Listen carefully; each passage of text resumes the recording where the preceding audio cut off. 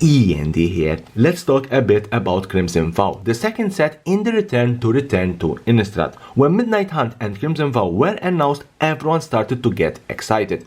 Why? Because we were going back on Innistrad, and Innistrad have been always one of the most beloved fan favorite plane. But something that we couldn't never dreamed about is the failure of one of these two sets, that is Crimson Vow, the vampire centered one. If we look back, the first Innistrad block, that is Innistrad, Dark Ascension and Avacyn Restored, were very successful and as of today still considered the best block to draft.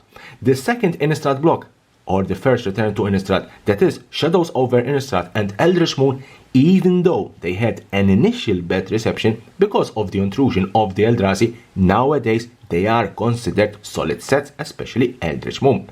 Therefore, I can't blame no one thinking that a second return to Innistrad would be very successful, especially when we were told that we're going back to the original horror theme, no more Eldrazi. But why Innistrad Crimson Vow failed? I believe that Crimson Vow is not a bad set, because if you take a closer look, you will find quite strong spells.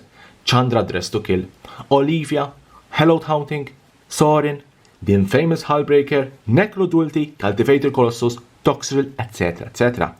But in my humble opinion, there are three particular reasons that if you add them together will result in this failure.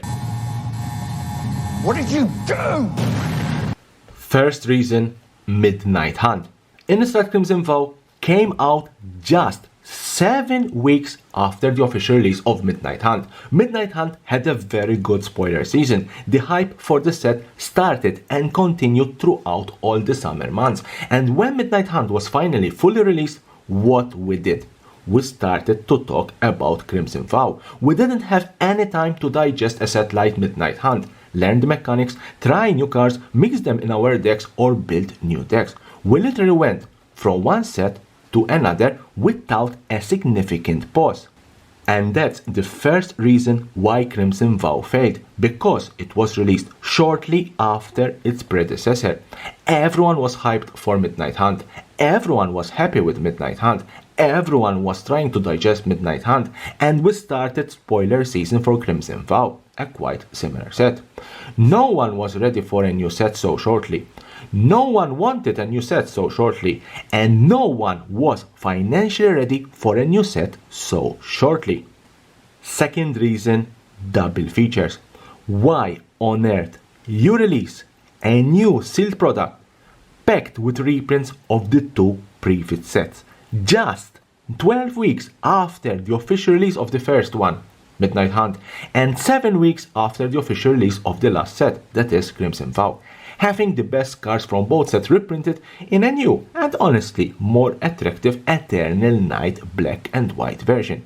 I question why. Why you wanted to screw these two sets, because you cannot release a such product so hasty and without any demand. No one wanted double features.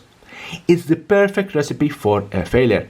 At least if you wanted to do a special version with reprints of two particular sets or block, wait a couple of years, see how well received those sets were, and do a remastered type set. And that's the second reason why Crimson Vow failed, because a set reprinting again and again and again the same cards in a short period of time is the perfect recipe for a failure.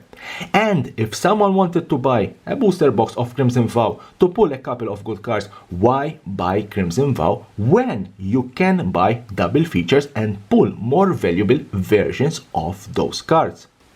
Third reason, Kamigawa Neon Dynasty. Innistrad is one of the beloved fan favorite plane in Magic the Gathering, but it cannot be compared with the fact that for years players cried for return to Kamigawa, and after 18 years it was finally going to happen.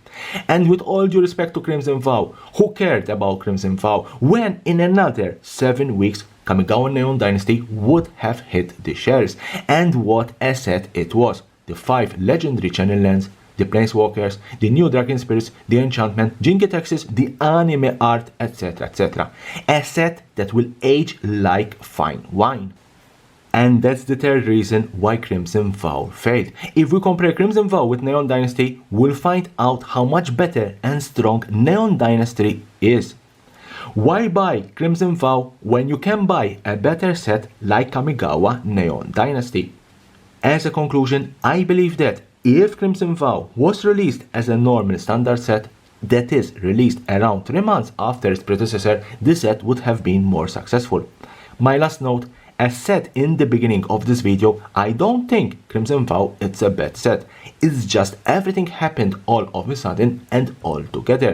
I am convinced that if rumors out there are true that Wizards of the Coast will cut off production of this set in the future, 5-6 years from now, Crimson Vow could easily go up in value and surprise us all. Leave me a comment below, will Crimson Vow surprise us in the future and appreciate in value, or it will remain one of the worst sets ever released? And here is a subscription button, subscribe for my channel for more and more interesting videos about Magic the Gathering and the collectible world.